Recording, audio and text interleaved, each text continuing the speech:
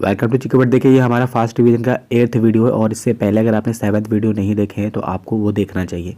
हम आपको बता दें कि उत्तर प्रदेश की पुलिस परीक्षाओं की डेट जो है अब धीरे धीरे नज़दीक आ रही है। तो भाई अब तक आपने जो कुछ पढ़ा है उसका रिवीजन करना बहुत ज़रूरी है, क्योंकि आप पढ़ तो पूरे साल से रहे हो, लेकिन अगर अब लास्ट समय में आपने उसका सही से रिवीजन नहीं किया तो फिर आपको प्रॉब्लम हो जाएगी। तो भाई हम तो रिवीजन करा ही रहे हैं और साथ साथ आपके लिए सभी टॉपिक की वीडियो उपलब्ध है चैनल पर।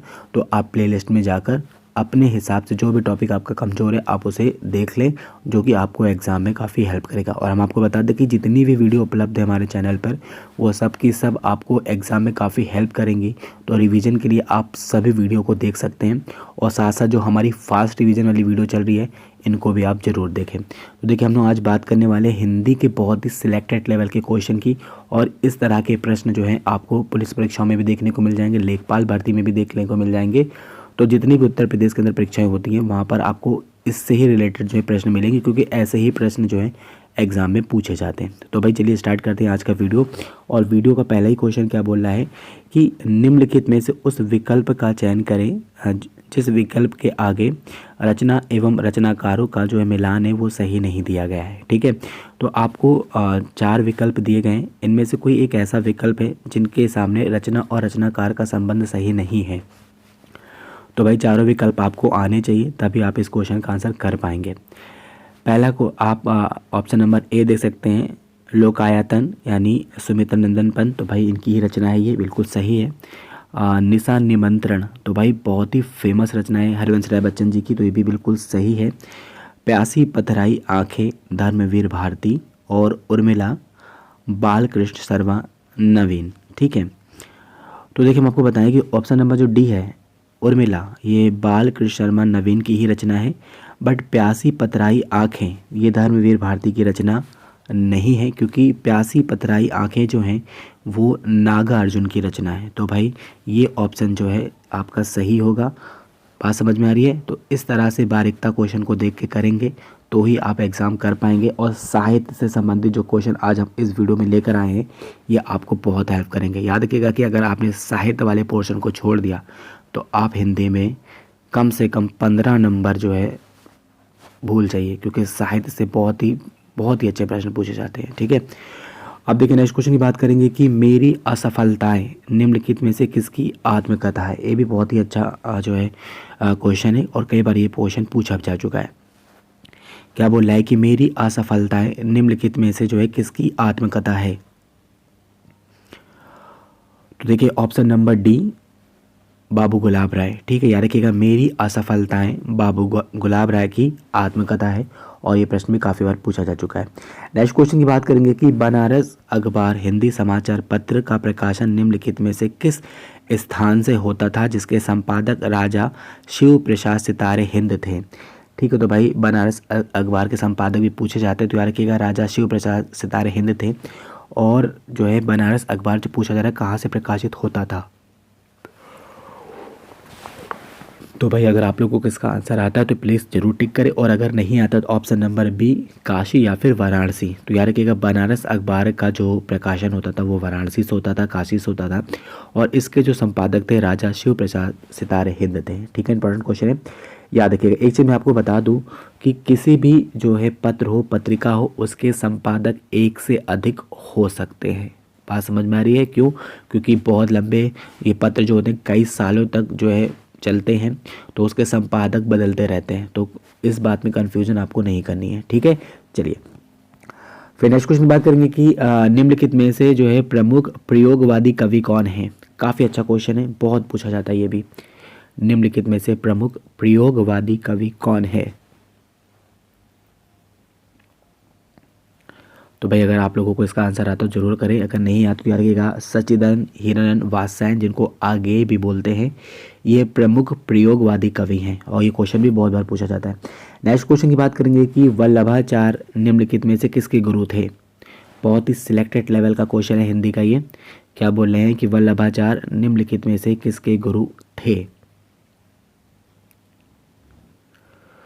तो देखिए ऑप्शन नंबर डी, क्योंकि वल्लभाचार्य जो थे वो गुरु थे सूरदास के। कई बार ये क्वेश्चन पूछा जा चुका है। ठीक है, चलिए नेक्स्ट क्वेश्चन की बात करेंगे कि एक भारतीय आत्मा की उपाधि निम्नलिखित में से किस लेखक को प्राप्त है? एक भारतीय आत्मा की उपाधि निम्नलिखित में से किस लेखक को प्राप्त है? तो option number C, Makhanlal Chaturvedi को एक भारतीय आत्मा की उपाधि प्राप्त है। ठीक है, नेक्स्ट क्वेश्चन की बात करेंगे कि निम्नलिखित में से प्रमुख छायावादी कवि जयशंकर प्रसाद का एक उपनाम है। तो हम आपको बता दें, छायावाद के प्रमुख कवि माने जाते हैं जयशंकर प्रसाद जी, और इनका एक उपनाम जो है इन 4 विकल्प में आपको पहचानना है। तो याद रखिएगा, आधुनिक कविता के सुमेरु, या फिर कलाधर, या फिर झारखंडी। ये तीनों ही उपनाम जो हैं प्रमुख छायावादी कवि जयशंकर प्रसाद के हैं, और ये बहुत ही इंपॉर्टेंट क्वेश्चन है। नेक्स्ट क्वेश्चन की बात करेंगे कि खूंटियों पर टंगे लोग निम्नलिखित में से किसका प्रमुख काव्य संग्रह है? बहुत ही अच्छा क्वेश्चन है। क्या बोल रहा है कि खूंटियों पर टंगे लोग निम्नलिखित में से किसका प्रमुख काव्य संग्रह है? तो यह रहेगा सर्वेश्वर दयाल सक्सेना का प्रमुख काव्य संग्रह है खूंटियों पर टंगे लोग। इंपॉर्टेंट क्वेश्चन याद रखिएगा। नेक्स्ट क्वेश्चन की बात करेंगे कि जिंदगी नामा के लिए निम्नलिखित में से किस साहित्य जो है किसे साहित्य अकादमी पुरस्कार से सम्मानित किया गया था? जिंदगी नामा के लिए निम्नलिखित में से किसे साहित्य अकादमी पुरस्कार से सम्मानित किया गया था? तो भाई देखिए, option number C, Krishna Sobti ji को जिंदगी नामा के लिए, इनकी प्रमुख रचना है जिंदगी नामा, इसके लिए इन्हें जो है साहित्य अकादमी पुरस्कार से सम्मानित किया गया था। फिर हम नेक्स्ट क्वेश्चन की बात करेंगे कि निम्नलिखित में से साहित्य अकादमी पुरस्कार पाने वाले प्रथम लेखक कौन थे? Very important question.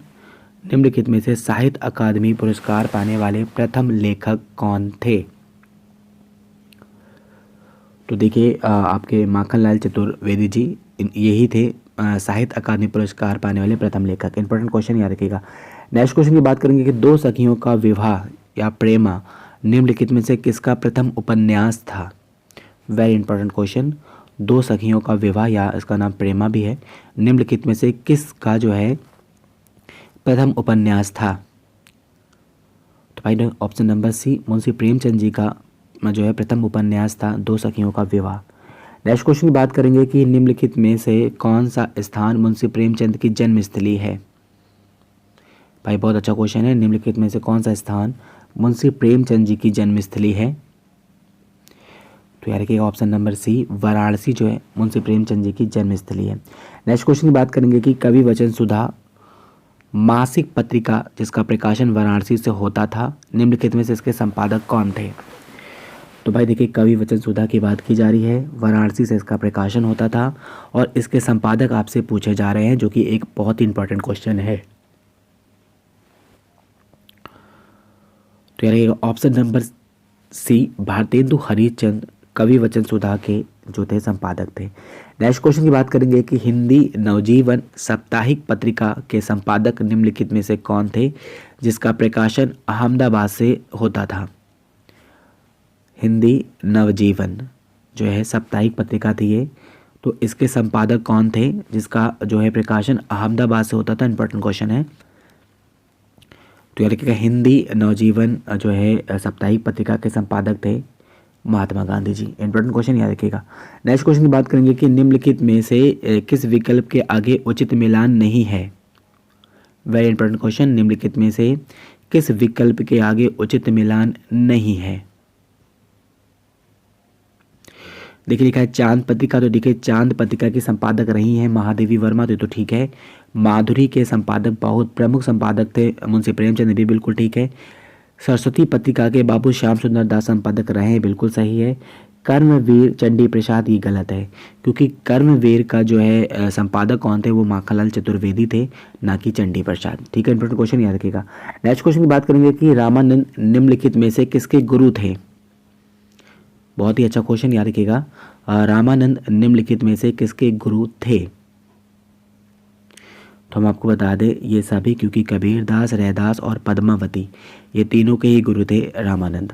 Next question की बात करेंगे कि महावीर प्रसाद द्विवेदी निम्नलिखित में से किसके गुरु थे? भाई बताइए, महावीर प्रसाद द्विवेदी निम्नलिखित में से किसके गुरु हैं या थे? तो भाई देखिए ये सभी क्योंकि मैत्री शरण गुप्त हों, मुंशी प्रेमचंद जी हों, सूर्यकांत त्रिपाठी निराला जी हों, ये सबके गुरु थे महावीर प्रसाद द्विवेदी। इंपॉर्टेंट क्वेश्चन है, याद रखिएगा। नेक्स्ट क्वेश्चन की बात करेंगे कि हलावादी निम्नलिखित में से प्रमुख कवि कौन है। बहुत ही इंपॉर्टेंट क्वेश्चन, क्या बोल रहे हैं, हलावादी निम्नलिखित में से प्रमुख कवि कौन है। तो भाई देखिए option number B, Harivansh Rai Bachchan ji प्रमुख हलावादी कवि हैं। नेक्स्ट क्वेश्चन की बात करेंगे कि निम्नलिखित में से जो है किसे सर्वप्रथम राष्ट्र कवि की उपाधि दी गई। तो भाई हम आपको बता दें मैत्री शरण गुप्त जी को सर्वप्रथम राष्ट्र कवि की उपाधि दी गई और ये उपाधि इन्हें दी थी महात्मा गांधी ने। ठीक है, नेक्स्ट क्वेश्चन की बात करेंगे कि निम्नलिखित में से जो है किसके आगे उसका उपनाम सही दिया गया है। उपनाम से भी काफ़ी प्रश्न बनते हैं। लिखा है सूरदास के सामने अष्टछाप का जहाज। तो भाई सिंपल सी बात है, सूरदास को अष्टछाप का जहाज कहा जाता था। तुलसीदास को कहा जाता था कवि शिरोमणि, तो बिल्कुल ये भी बिल्कुल सही है।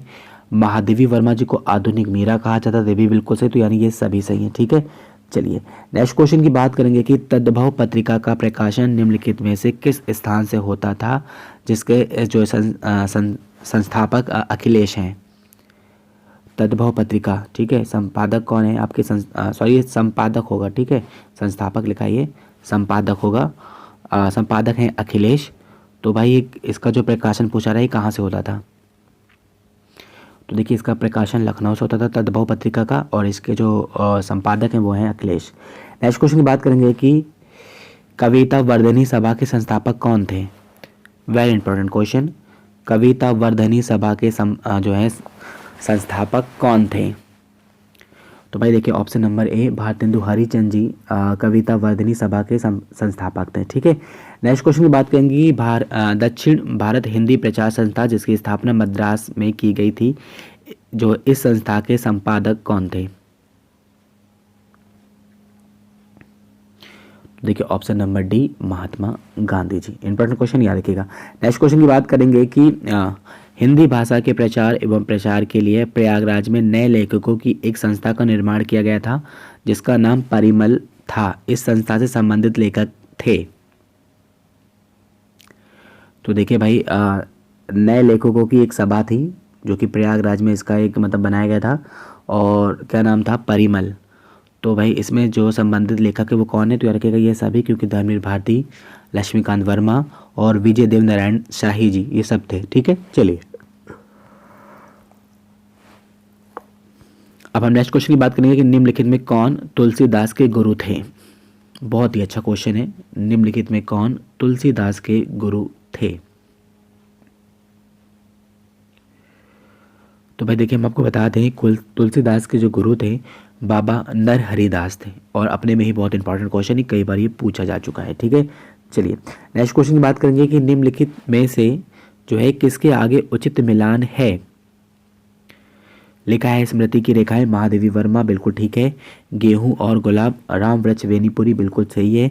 बोलती प्रतिमा, श्री राम शर्मा बिल्कुल सही है। तो ये सभी सही है। ठीक है, चलिए नेक्स्ट क्वेश्चन की बात करेंगे कि मेरी जीवन यात्रा निम्नलिखित में से किसकी आत्मकथा है।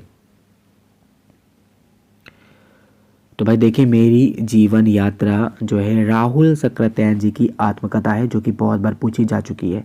नेक्स्ट क्वेश्चन की बात करेंगे कि निम्नलिखित में से किसे प्रमुख आलोचक माना जाता है।